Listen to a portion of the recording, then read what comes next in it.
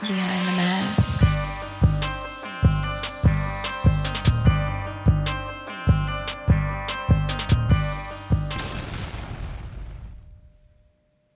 I hate that.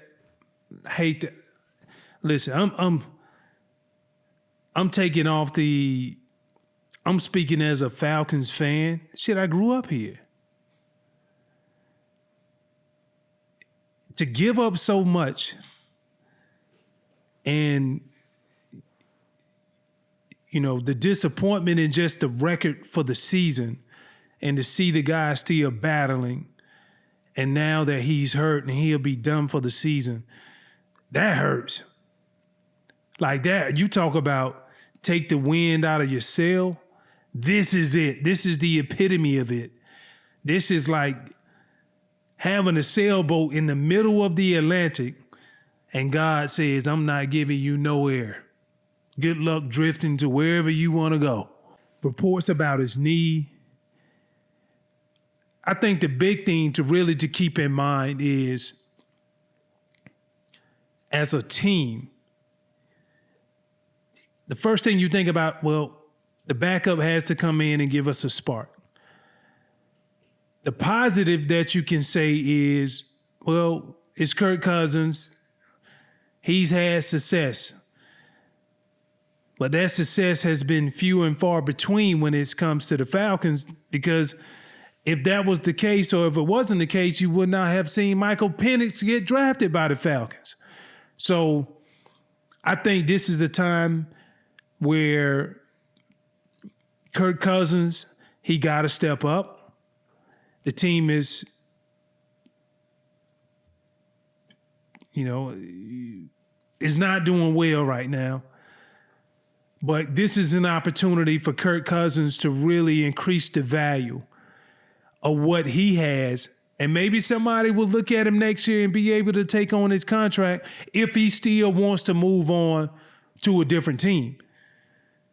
But in order for you to do that, you have to show people you still got it somewhat.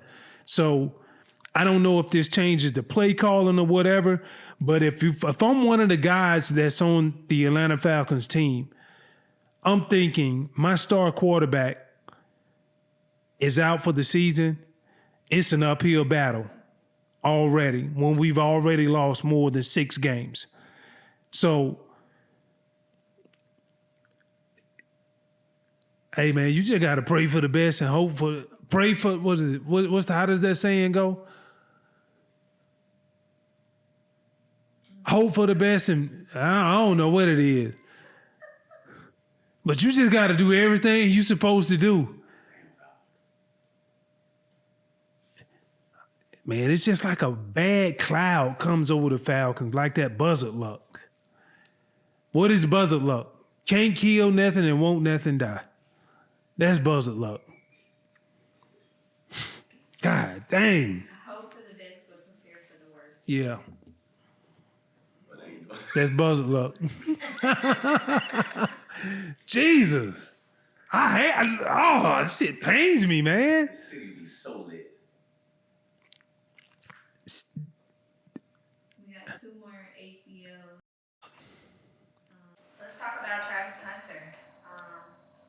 He's getting a lot of flack in the media, so we want to hear your perspective on that. I really don't like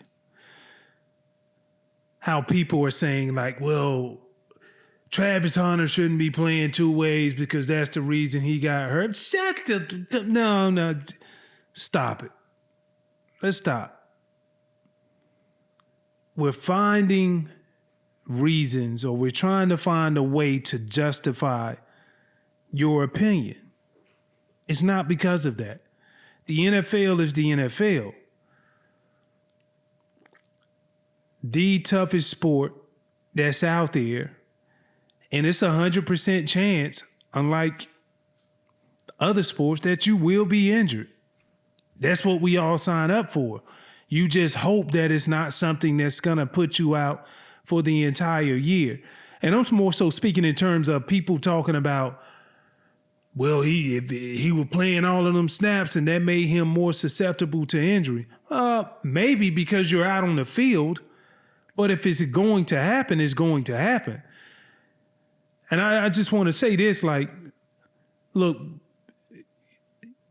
you can't celebrate one part of what he does without accepting the other part.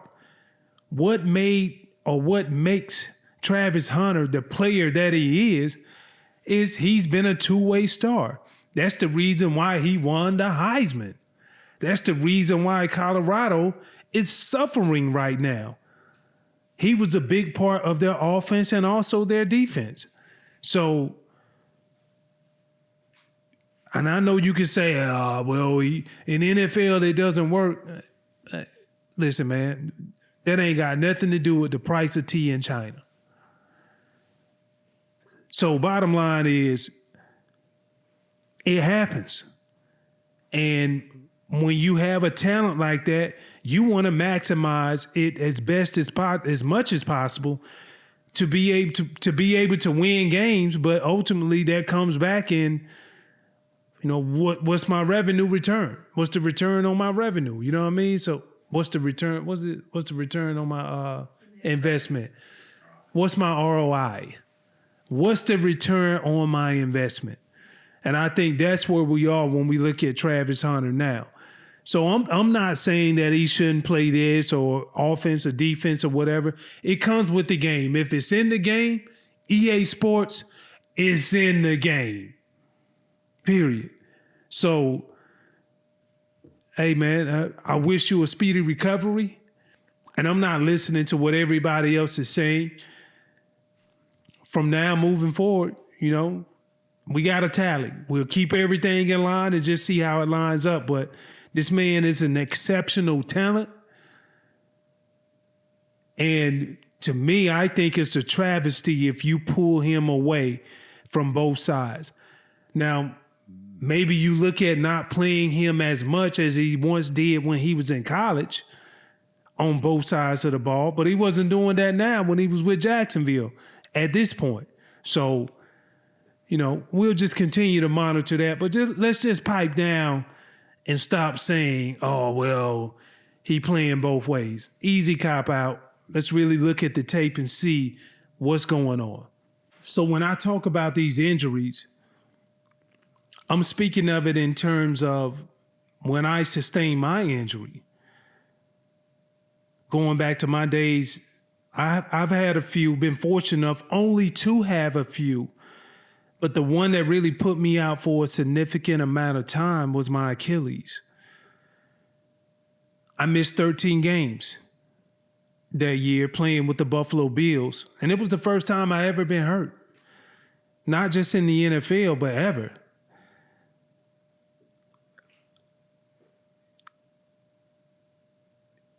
It's tough. And it's tough from the aspect of, Coach Belichick always had a saying, the best form of accountability is dependability. And when you can't be there for your team anymore, like it plays with you. It really messes with you mentally. And so now you're in a battle of thinking, man, what is my worth? If I can't actually give you something tangible to where you can measure on a stat sheet, why am I here? What else can I do? And so I think the most important thing, especially for guys in the NFL who go on IR because you can't play anymore, is make sure your mentality is correct. And then at some point, you're going to come back. But throughout that time period, I think that's where you start to build the intestinal fortitude of knowing that's an opportunity as a player to say, you know what, I'm about to make my comeback way stronger than my first step or my first presence ever could be. That's what I had to do. Missing 13 games, the next year, I was in a cast for 5-6 months. And this was old, how they took care of the Achilles at that time because they were slow to bring you back. Now you got guys starting to walking within 6 to 8 weeks from an Achilles Back then, they had you in a boot in a cast for 5 months. So, for me, that was the toughest part. And just having to learn how to walk all over again. And then after you learn how to walk, then you got to learn how to stand on your tiptoes. And then you got to learn how to push off. Then your muscle in your leg gets fatigued and other stuff starts to suffer. So with knowing that, coming back from an injury, it's important, all right, now I have to get on a routine in order to maintain some type of consistency. And that consistency means, okay, I'm not going to feel the same way I used to, even though they repaired it. When it feels different, or now this will be the first time that you become in tune with your body. So now it's going to require you to have more massages. It's going to require you to see the chiropractor more. It may require you to get more dry needling in order to release the muscles so that you can have big push off and get that explosion back. And so you got to do the little things before you can even come together and create the big picture. And that's the hardest part about being injured as a professional athlete, because your measuring bar has changed. It's not once what it was, meaning, if I have a sprained ankle, it's going to get back to how I used to feel. You will never feel the same way that you felt. You will always know and always be reminded something happened in that area of that body. So now it's up to you to understand, how can I do the little things to get me close to back to where I felt 100%? And you will be 100% when it comes to being healthy and signing off on a physical. But you may not feel the same, but the challenge is, how can I get myself back in a routine to where it's sustainable? That's the only thing that matters. Because once you're now in sustainable mode, now the best form of accountability is dependability. And now your teammates can depend on you because you can be held accountable. And the only way that you can be held accountable is that you're showing up and you're putting in the work.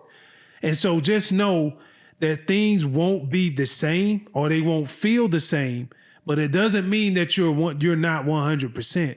It just means that you now have to become more in tune with your body and do the little things. I remember somebody telling me about LeBron James. Oh, LeBron James spends $500,000 on his body. I get it. Hell, if I had it, I would spend it too. I remember the amount of time, it ain't even the money at that point, because you realize your body is an investment. And that's the only, who cares what everybody else is doing? Your body is an investment. And so with knowing that, if I'm going to put money into something that's going to generate more revenue, why can't it be my body? And so I remember I had a routine when I played. I'm going to get 2 massages a week, one directly right after the game, and then I'm going to get another one on Thursday after the last physical work day of practice that week. I'm also going to see the chiropractor 2 times a week. Why? Because after the game, you're in a car wreck. So you want to get adjusted. Boom, boom, boom, get popped back in. And then after the end of the practice week, you get adjusted again. And I'm talking about total body. And then it's the little things. Sometimes you still may not feel the way that you want, but go the extra mile. For me, I would do dry needling. I would do that. And then a technique called ART or cupping. All of this stuff that I would do when everybody else would say, hey, I'm going to go home with my family. Oh, I'm going to go out to dinner. I would take that extra time to put the time in to take care of my body. And so when I look back at my career now, It's not by accident that I spent 15 years in the league. It's not by accident that I started in over 220 games, which only 5 linebackers ever has done in the National Football League history. That's not by accident. What you put in is directly, or what you put in is exactly what you're going to get out. And so, one of my favorite sayings, what you do in private will be displayed in public. And I got a close friend of mine, it goes back to the work habit, even when you're injured. How you took your Achilles? How did it go out? What was happening? It was just bad. I think it came from the shoes. Like shoe companies don't, this ain't to go, because I can't prove it, but I mean, fuck, I say it, I don't care, but like they don't make shoes the way that they used to make them. It's all about fashion now. And so I just think shoes don't have the same support as they once did. And because they don't, and if you're flat-footed and if you don't have orthotics in, that's even extra strain that's going on your body. And so that's what mine is. I started out with Achilles tendonitis. And then that turned into, fuck, like, man, your Achilles fucked up. And I remember in practice, like once you had that tendonitis, is, you know what I'm saying? So it's like, what can you do? Yeah. Like that's to me, I think it's the worst injury. Yeah, it's take out a lot of athletes. I'm a big quote guy, and I rock with quotes because it's like Jesus talking to you. Jesus talking to you in parables. And I heard this quote from my boy Hines Ward. You can't have professional dreams with playground habits. You can't have professional dreams with playground habits. And so what you put in is exactly what you're going to get out. What you do in private will be displayed in public. The time period that everybody else may say, hey, I'm going to spend time with family, or I'm going to go hang out with whoever and do what you do. The thing that made me different, I realized we only have a small window of opportunity to get what we want. And while you're in that window, you got to understand you on borrowed time. It's not your time. You on borrowed time. And if you want to maximize the time that you have, you got to do what's necessary. That's why I say you can't have professional dreams with playground habits. Shout out to my boy Hines Ward, because that's real. What's equivalent to that? What I tell cats when we go in the club, hey man, you can't have a damn champagne taste with a damn beer budget now. Listen, we drinking natural lights if that's the case, brother. No. Straight water.